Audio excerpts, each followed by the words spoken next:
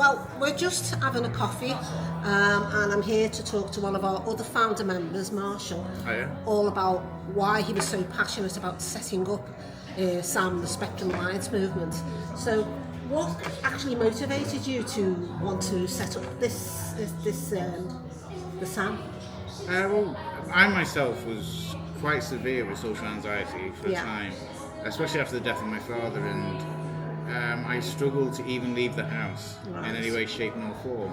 And so what I had to do was rely on my sister for everything until she, went to this place called the Life Rooms at the NHS. I know the Life Rooms, yeah. Yeah, and there I met someone called Shell Byron, and she taught me comedy Right. and how to express myself doing comedy. And within 6 months of being very, very nervous about going anywhere at all, I was doing stand-up comedy at the Jacaranda in Oh Liverpool. wow, that's amazing. And yeah, and anyone will tell So you you if you're doing built it in front yourself of confidence up, didn't it? Yeah. I mean, if you're there doing comedy at midnight in front of a bunch of drunk scousers, you're doing all right there. Yeah. And it was just so liberating, such a wonderful feeling. Yeah. It changed my life completely, completely. Yeah. It was a complete U-turn. And I thought, I want to do that for more other people now, and especially with those, on the spectrum. Yeah. I mean, I've only been in Southport since 2015, but even I've noticed there isn't an awful lot out here for people on the spectrum to actually get involved with. Clubs, social activities that are specifically tailored just to them. So what was your hopes and aspirations with setting up the SAM? What I wanted, I didn't want it to be a service provider, a therapy, or anything with any type of authority linked to it. I wanted it to be a society of friends, where I was getting as much reward as everyone else was getting out of it.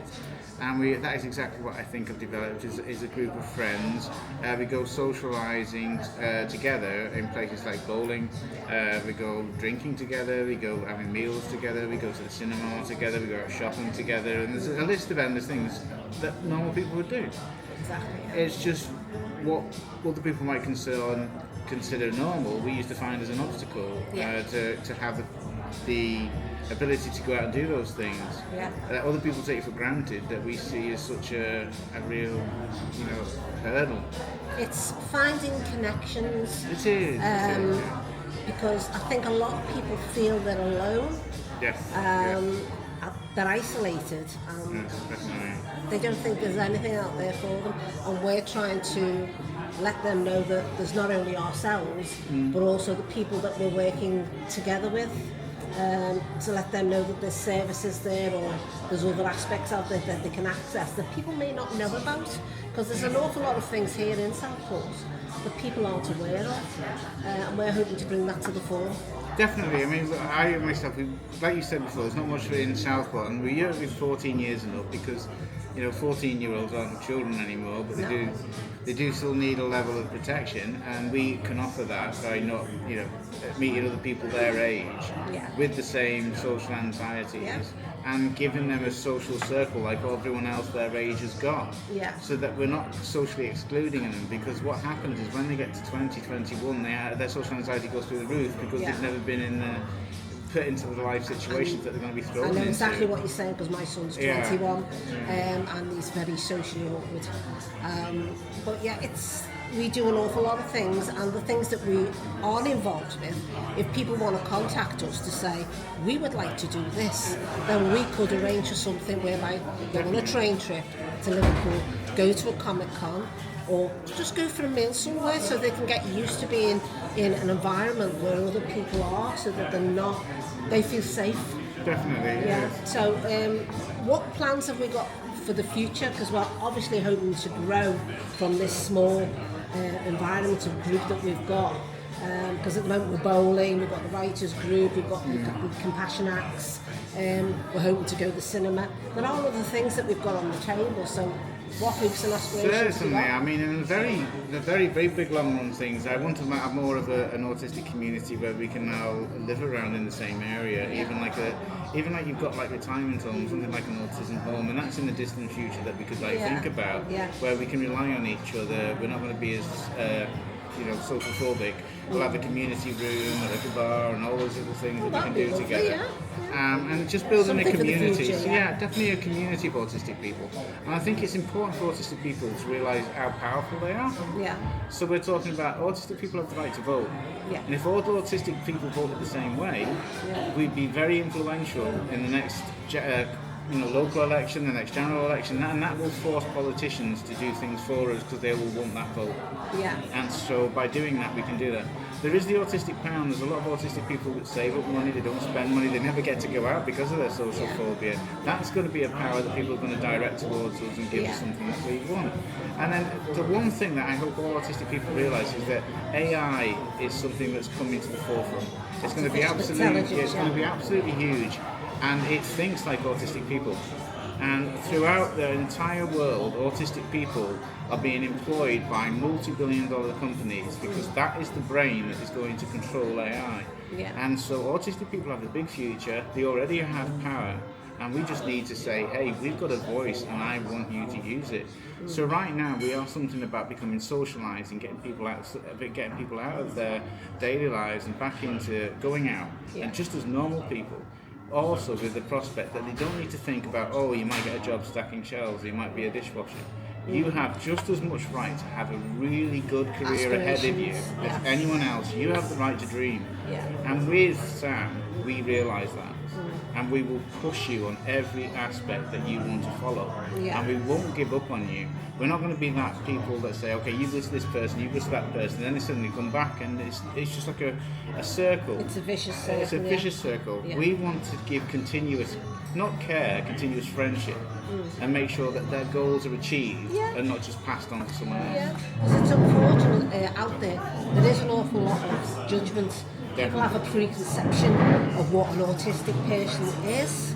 And it's a little bit sad. I mean, it's come more to the fore lately because there's a lot more people being diagnosed with autism. But I have noticed that there is still a lot of judgment with regards to and a preconceived idea of what an autistic person is. I've come up against it myself with my son, and it's not nice. I think that's one of the reasons we've gone with spectrum as the word rather than autism. Yeah. I think, like you said, autistic people, they say, okay, that's an autistic person, then they paint everyone with the same brush. Spectrum clearly indicates there's a wide range of people, and I think that does work. Also, it allows us to say quite simply that this person's non-spectrum, this person's on the spectrum. There's very little difference, but it explains everything, and it can't be offensive to anyone. And I think that just works. I do realise that on the spectrum there's a line. On one side you've got people learning difficulties, and on the other side you've got people learning differences. Yeah. I feel that specialist schools, and I think that the learning difficulty side of things, quite rightly, are catered for. Yes. I think people learning differences are not catered for in any way, shape or form, and hopefully we can start to plug that gap and then make political moves and ask other people in power to say, okay, we need a better education system, more rights to equal employment and equal pay, and just like anyone, we just want equality. We don't want anything more than what other people have. We just want the same. Exactly. Yeah. I mean, my son went to a specialist school, and he did come on leaps and bounds being in the specialist school, but there was only 5 or 6 children in the class. And when he went to college, he then felt very vulnerable because he wasn't used to being in a class of 30 plus people, and he felt very socially awkward. Yeah, and the thing is, Debs, there's no reason for that because every new teacher now gets in their curriculum something called individual learning. So they're all taught something individual learning because class sizes are big now. You can't escape that. Yeah. And that means they're going to have people from different levels in every classroom. And so teachers are now taught to have people from different levels in each classroom. But for some reason, they just say to autistic people, "Don't get them out. We don't want them there."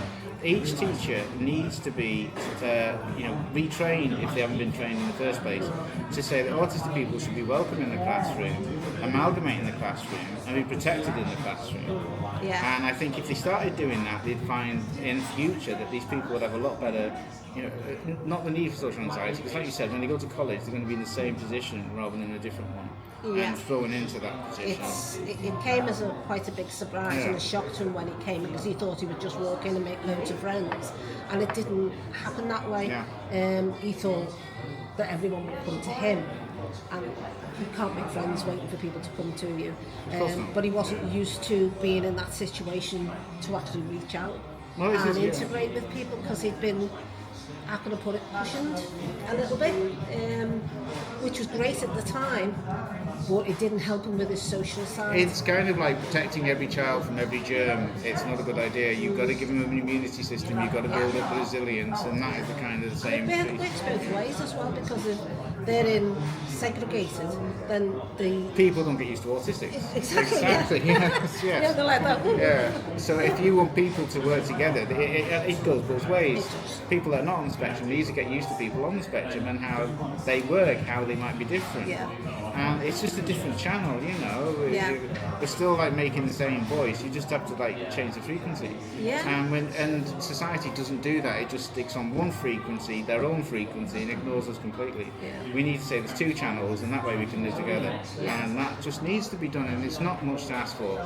Literally what everyone else has. We're not asking for anything more than that. Yeah. And I think just by this small, like we got what we said at the beginning, just a small little thing that we're starting, getting people socialising, letting them realising what they're doing, take these baby steps, and then build into that big thing. Because there's people all over the world, millions and millions and millions of autistic people that are, you know, not even able to say that they're autistic because, you know, they might be from a community that doesn't embrace them as much. Yeah, some places it still holds a stigma. Yeah. It does, and it doesn't. It shouldn't. And I think it is something we can look into. But yeah, from this, what we've started now, I really do hope we can build amazing things in the future. But there's no reason we're not. And I can only say if anyone comes to me and says I've got autism, I will turn around and say congratulations, because I want them to know it's a wonderful thing to have, and then I want to prove it. Yeah. Yes. That's what I want to do. Yeah, because at the end of the day, the person is more than their autism. It is. That's yeah. So there's still that person, it's just a part of them. Exactly. So, yeah, it's great. Well, it's been lovely speaking to you. Thank you. And I hope that people will follow us on our Facebook page. We've got an Instagram, TikTok, and I think, is it Mastodon? Yeah, we got Mastodon. That's a new one to me, I must admit. But yeah, we do have a Mastodon as well. Yeah, I think that's the new Twitter or the X, isn't it? Yeah, and we're on Discord as well. Well, we're hoping to get on Discord, we're not on it at the moment, but we're hoping to, and we've got a WordPress site. We do have contact details, and that is your mobile number. Yeah, right now it's best to get in contact with my number, which is 07495 457 252, and that means you can text me, you know, in an evening or in a weekend, and I'll get back to you as soon as possible, because we're trying to say, because then I can pass the information on to someone else that might get in contact with them. Exactly. Because at least through that we can say, you know, it's not 9 to 5 mental health like some people treat it. It's 24/7, and we need to look at it that way. And you know, if you don't like getting on the phone, because a lot of people don't like using the phone, especially with autism, just, you know, Spectrum Alliance 100 at gmail.com. So it's an easy one to remember. It's Spectrum Alliance 100 at gmail.com. And send anything you want on that, photographs, more details about yourself, and what it is you want to achieve and what it is you want to do. Or contact us, like you said, in all the other various modes, such as Facebook or Instagram. I mean, you don't even have to put a message on the Facebook. You can use the messenger side of Facebook, and we'll get a message directly to our inbox, and no one else will see it, so it's only ourselves. And everything's confidential, obviously, so and we'll get back to you, because I'm usually up from about 8 until midnight, so any messages between that parameter, I can get back to you within maybe 20 minutes or something like that. So, but obviously all the other platforms have a message facility as well. So if you want to get hold of us, talk to Sam. Talk to Sam.